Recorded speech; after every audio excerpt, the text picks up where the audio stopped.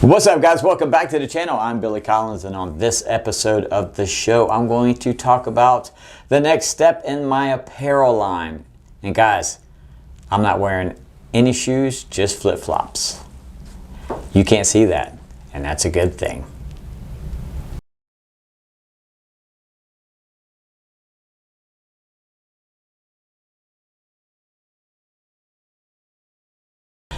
Alright guys, like I said, on this episode I'm going to discuss what steps I've already taken and what steps I need to take to promote and to make the apparel line more successful.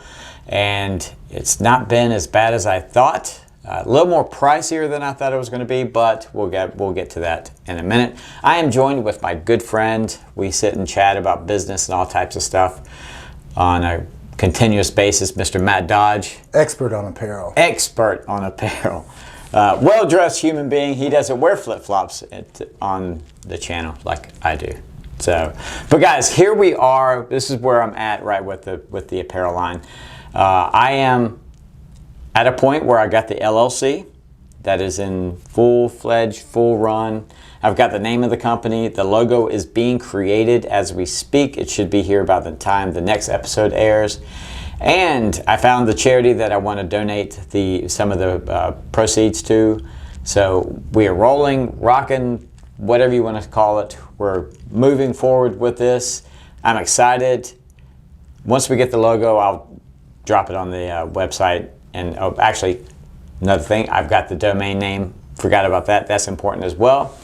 And with that, I wrote the business plan. And on my business plan, I've got a checklist where I'm checking all these little things off that I'm doing. I think it's important that you do that as a business person every year, not just first year, but every year that you're in business. Because for me, and I don't know about you, Matt, but a business plan it's like a roadmap to success. Right. Kind of shows you where you are, where you've been, what mistakes you've made, what did work, what didn't work, what successes you had, your financials. Yeah, and like any plan, plans are worthless. Planning is everything. So, you know, it might be a fun exercise 5-10 years from now to come back and look at it and see, you know, how much I veered. You know, a lot of businesses go into a direction that they never would have known. You might turn out to be a flip-flop connoisseur. I know. Probably not in your business plan. There's been many businesses that I've helped that write business plans, and then a couple years down the road, you know, I had a fitness store had one idea to go this route and then totally took a U-turn and went the other way, and it's almost like a business best guess, you know, because it really is. You're guessing, hey, I've got this great idea, or what I think is a great idea. I know I want to push it out to the marketplace, but ultimately, whether or not what people buy, what people show interest in, is going to be your business plan. Yeah. Plus, I guess the market will dictate whatever you do. I mean, the market will tell you yes or no. This is going to work. That's not going to work. You need to change your pants, just like what I guess if you dookie in them. So yeah. Hey, can I say dookie on YouTube? Hopefully you don't need the market to tell you to change those, but hopefully you can kind of figure that out. But so I figured I would sit down with you and talk about the market and how to market a business. And how to take it now this step. Once I've got everything in works, we're going to start actually printing in about 2 weeks. The shirts, the hats, the whatever. I mean, we're printing everything. Water bottles, koozies, workout belts. So with that being said, now the next step is to get it out in front of the public. And I know you're well versed in a lot of business mottos and a lot of things that go along with business. So what is your number one marketing strategy, would you say would be a good idea? I mean, or is there one, or it could be a multiple? I mean, it's kind of hard to dictate. It's like asking somebody that does bodybuilding shows, like, what's more important, the kitchen or the weight room? It's like, well, they're both important. You know, it's like one, I can't do it with, you know, so you'll find guys that'll say, run Facebook ads, that's what you have to do, that's where it is. And then you'll say, no, YouTube ads, or no, you need to focus on SEO, or no, you need to get out and shake hands, do a pop-up shop. So they all work. You know, it's like diets. All diets work if you stick to them. And it really is a lot of kind of trial and error at first, you know, and you have to test those things so you You have to test them long enough so you have a, something that you can compare, right? So if you do it, if you have 4 sales, right, and 3 of them are on Facebook, you're like, well, 75% of my sales comes from Facebook. Let's do Facebook. Well, that's not a big enough body of work to look at. You don't have your analysis in order. Yeah. So, I mean, a lot of it is trial and error there. But first, it's know thy customer is rule number 1. If I'm going, we grew up on the coast of North Carolina, and if I'm trying to catch a specific fish, the first thing you need to know is what fish am I going to catch? Am I trying to catch? Because then you're going to get, obviously, the bait that's going to attract that fish, and the bait that's going to not attract the fish you don't want to catch. And then also, once you study that fish, then you can find out, hey, am I going to catch it off my parents' back dock, or do I need to go 20 miles offshore? So that's kind of, if I was starting a clothing line, or really any business, it would start with that. I think there's a notion, if I just make a bunch of cool things, people, they have to buy it. But if that were the case, no business would, go out of business, if you will. Right. Because people tell me all the time, well, word of mouth is the best form of marketing. Like, sure. Well, it is, but you also have to have them talk about your stuff. Right. So there's that little hump that you got to get over. It's like, okay, well, yeah, they can talk about you all day long, but if they don't have the product, if they haven't seen your product, they can't give you word of mouth. Yeah. And no one's going to buy your stuff. I mean, there might be a little initially that buy it because they like Billy. Like, right. Billy's the man. He's a genuine guy. We want to help him out. But think of the stuff that you buy now. Like, you didn't buy that shirt because you're trying to help the owner out. You bought it because, hey, it's functional. It shows off my triceps. It's like I like the shirt. You know. So, but every business initially, it starts off with calling your family and friends and getting the word out, and then kind of building on that. But you find out real quick, you run out of family and friends pretty quick. So you need to branch out. Yeah, you got to have a good. You have to have a good product. It's got to be unique, but not so unique that it's on the fringes. So it's. There is a lot of luck, but persistence, and then also listening to, if I'm fishing for this certain fish and I'm like, well, no, I'm going off my parents' dock. Well, Matt, they're not there. No, I'm bound and determined. I'll stay out here, come hell or high water, every day, all day, fishing off this dock until I catch one. It's kind of fruitless. And you kind of have to. There's a lot of businesses that do that. I can't remember. I'm not sure if it was Grant Cardone or whatever, but someone said that sometimes you have to go where they're not to try to find that niche of people.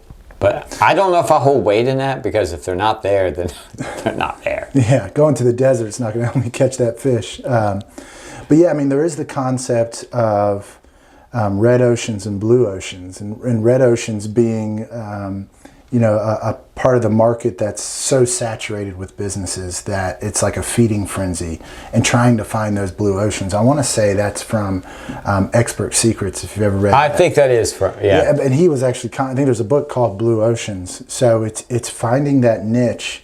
And I think of brands like Gymshark, which less than a decade ago, it was him and his mom's sewing machine. Yeah, and it shows the value of having a good product, but also marketing being huge too. Yeah, because I idolize the guys like Gymshark or.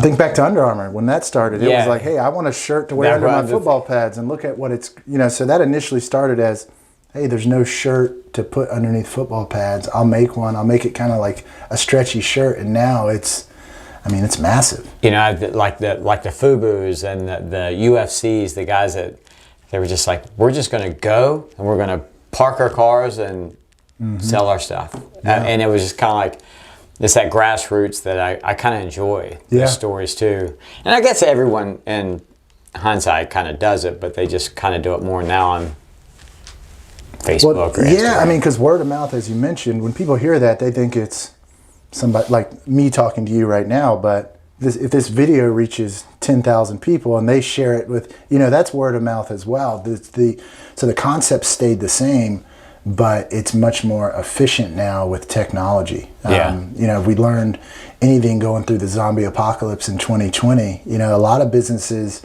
were forced to start You know, the business I'm in is very brick and mortar.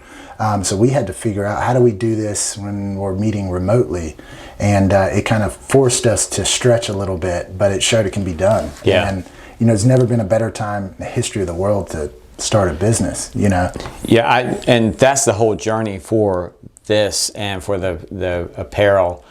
One is to give up back to the charities and what I hold kind of dear to me, and that's clean mental health, suicide awareness. That was the number one goal.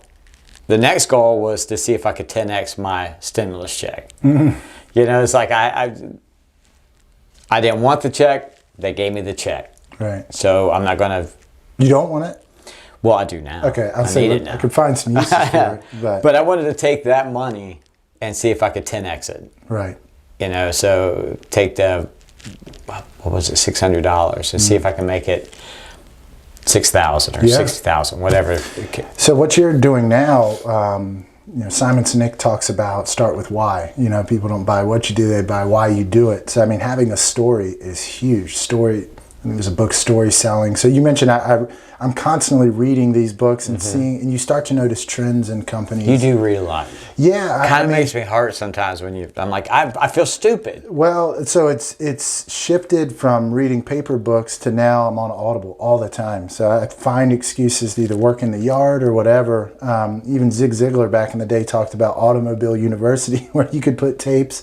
So you can kind of constantly listen to that stuff, and you do start to pick up on trends. You know, there isn't a silver bullet. There isn't a growth hack that, you know, that we see on YouTube where work in your pajamas, you'll make $100,000 a day. I can't. And we'll do all the work for you. It's like there's a sucker born every day. You know, there's no. You've started and succeeded in businesses before, and it's, you know, it's going to be very similar. Yeah, and I can't stand, like you said, those people that say, oh, I can make you rich in 60 days if you follow my program. Right.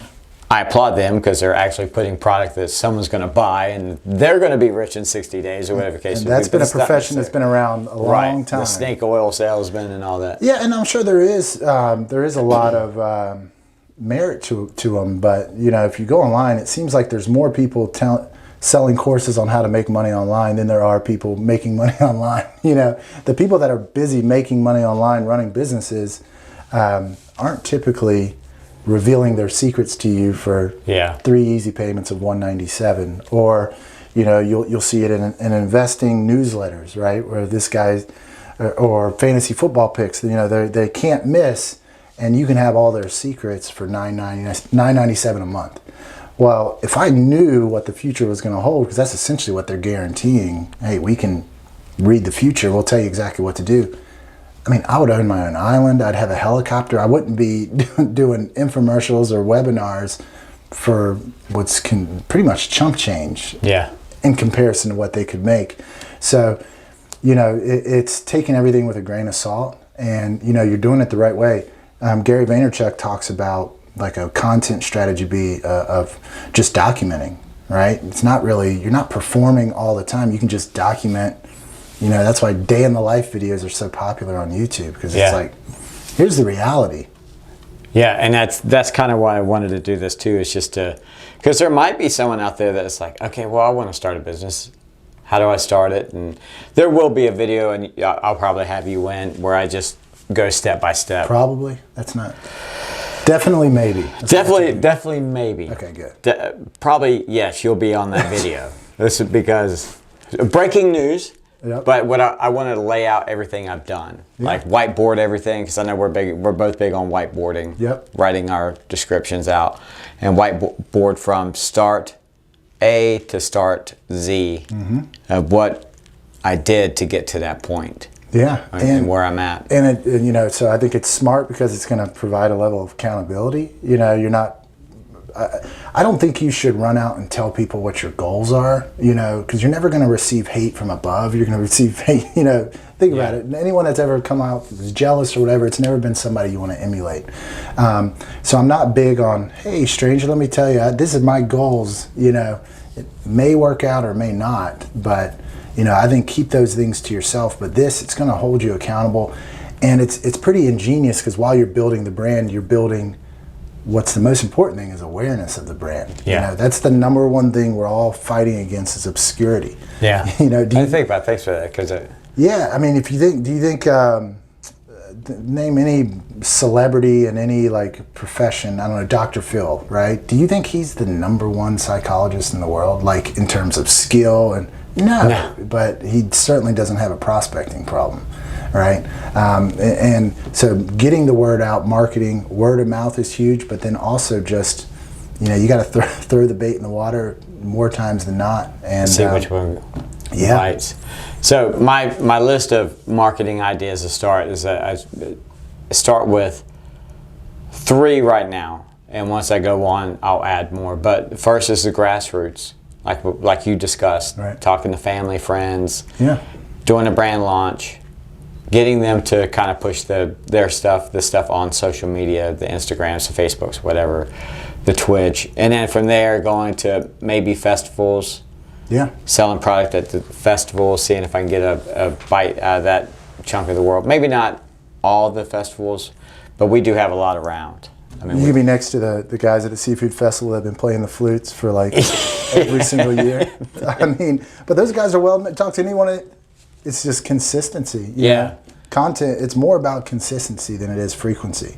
Same thing with working out. You'd be better served to work out 4 days a week, you know, consistently than January 1st, I work out 6 hours. I, you know, get my 12 hours of sleep, and be done. Yeah. And then by that Friday, you're burnt out. You know, and I think that happens a lot. It definitely is a long game. Yeah. And growing any business, those people that say you can just in 6 months have $1 million apparel company is full. I mean, you could. There is such thing as, so. There's a great book called Millionaire Fastlane, and he talks about, you know, there is such thing as get rich quick. There's not get rich easy. Mm-hmm. You know, now I know there are some, I know somebody that put $500 into this random crypto and now it's worth 20 billion, and now, you know, that was more kind of dumb luck than anything. But get rich easy doesn't exist. You know, and sadly, that's what most people want. You know, they want to get rich quick and for it to be easy.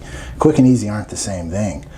So I don't think putting any limits on, you know, hey, this is going to take me 5 years to do. It could be a lot quicker than that, but you have to be willing to, you know, stick it out for however long that is. And I think another big thing, you know, I was listening to another, I'm always listening to podcasts and stuff. I'm always sending them to you too. Yeah.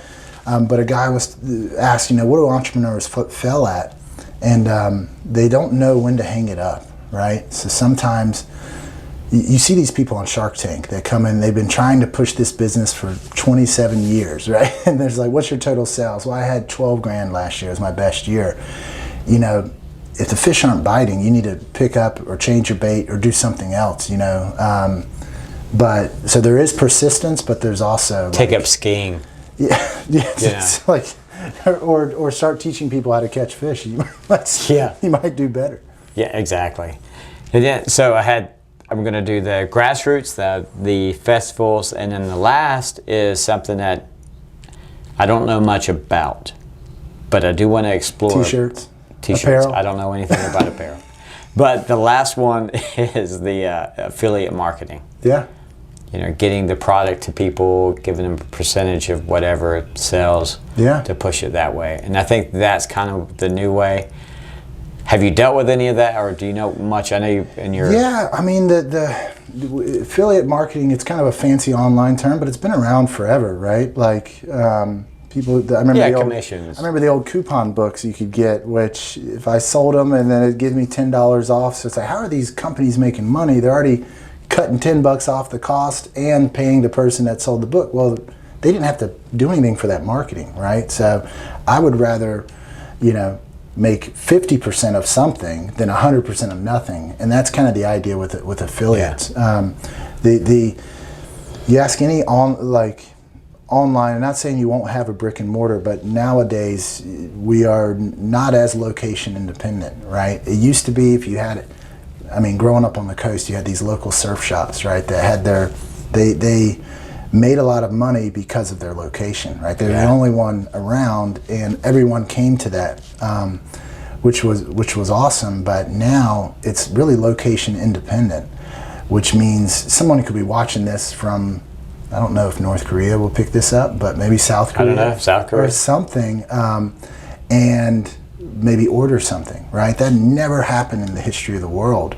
So you're able to cast a much larger net, but that's also why it's important to niche out, to find what your niche is, right? Yeah. Can't be everything to everybody. Because if you try to be, you're going to be nothing to nobody, pretty much. And I think a part of the apparel is one of the problems I what's your vision for it? What's your, I understand the motivation, which I think is cool. The motivation to help. But I think there's also, one, is to find product that's well fitted for working out. I've had tons of workout gear. And it's not just specifically working out. It's just that happens to be active wear, streetwear, lifestyle wear, but it just sometimes it's not efficient, and some of the stuff that we wear, or it's just for show. And there's a lot of great product out there. I'm not knocking everything, but that venture, but also to kind of like the shirts that have like an inspiring meaning behind them, because I think some days we get up and we're like, oh man, I just don't want to go to the gym. Man, I just don't want to go to work today.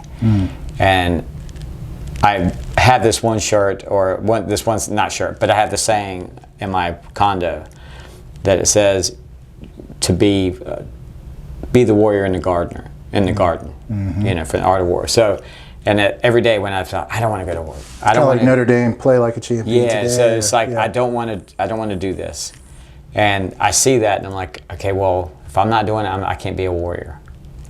I got to get up. I got to do my stuff.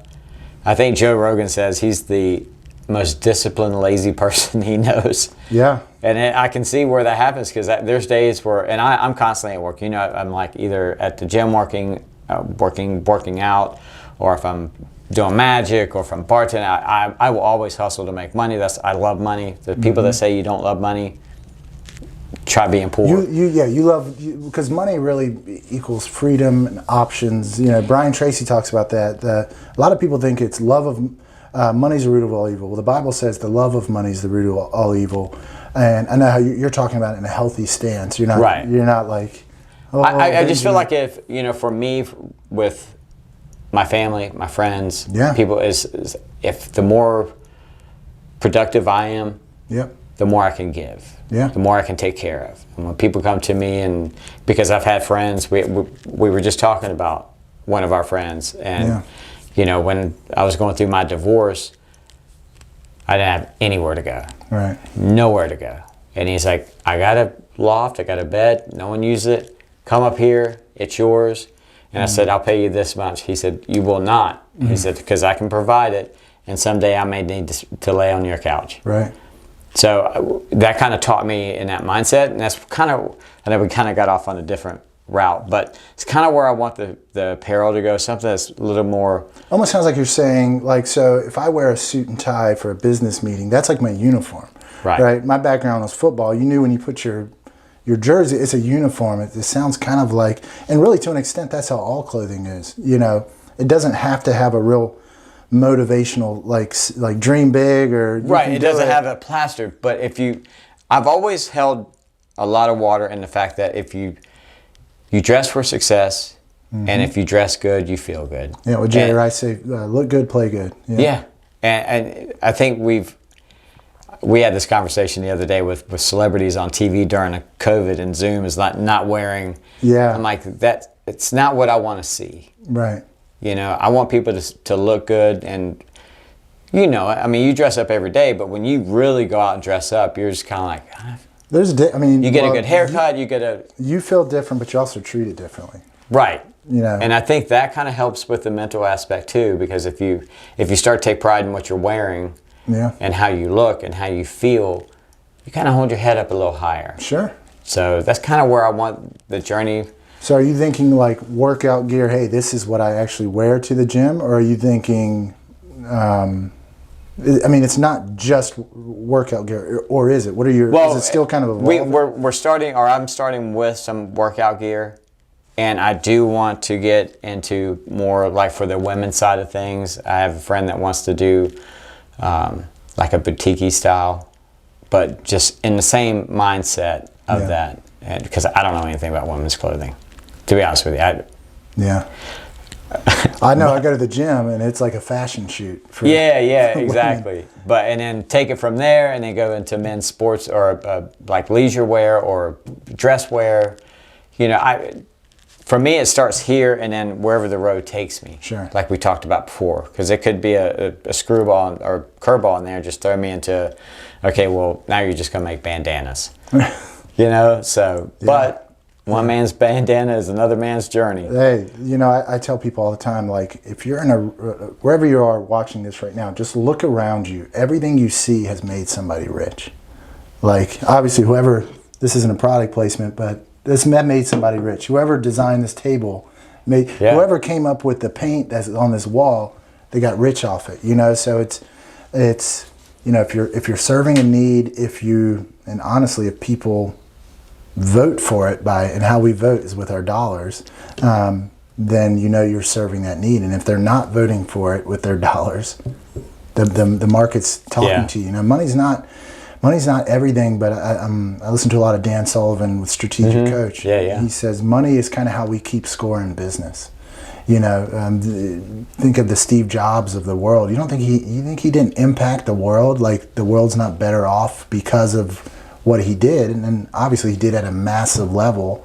That's why he was as wealthy as he was. You know, I think it comes down. You have an abundance mindset, which, you know, the pie. There's no pie. You know, somebody's hitting print on the money printer. I just, for me, I hate it when people say, "Well, where's your goals?" I think setting goals, to me, it's just me.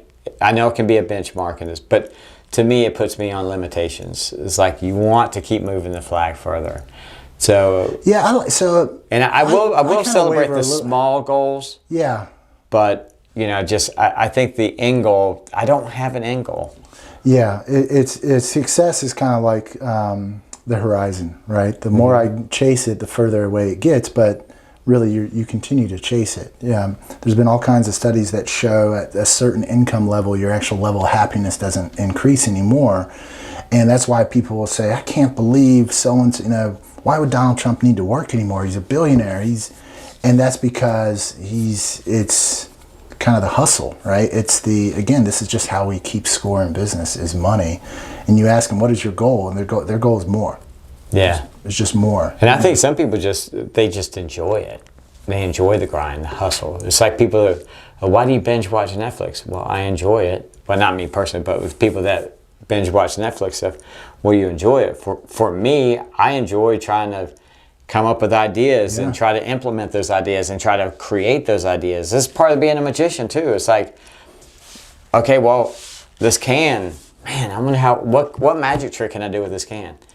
I was going to say make it give you wings, but that's the other same thing basically. Yeah, but that's just kind of where I'm at. It's like my mind's always racing. And I know you and I in particular, we talk all the time about different ideas and strategies on becoming a better business person or product or whatever the case would be. It's just a lot of fun. You know, it's like the coolest time to be alive. You know, the startup cost for starting a business is so low now.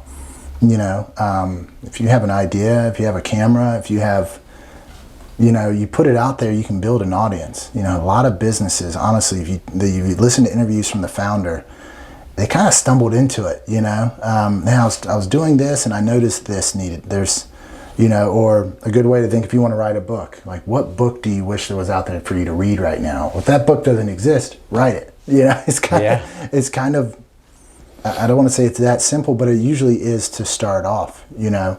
And ultimately, we can have all the great business models and idea, hey, we're giving to a charity, which it's a cool part of the story, but the shirt's got to fit me good. Right? Yeah.